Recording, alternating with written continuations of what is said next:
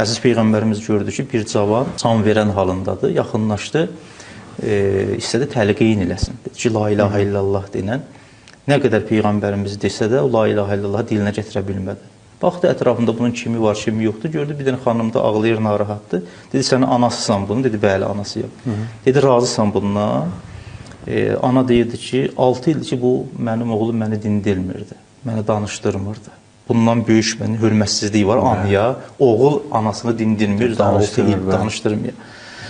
Dedi ki, ey ana, bundan razı ol. Əgər sən bundan razı olmasın, bu müsəlman kimi la ilahə illallah deyərək dünyasını dəyişməyəcək.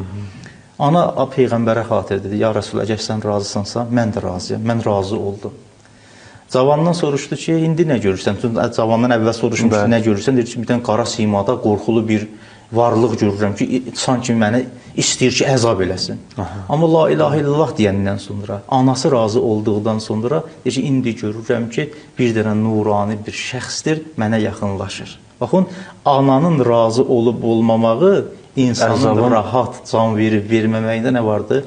Böyük bir təsiri var.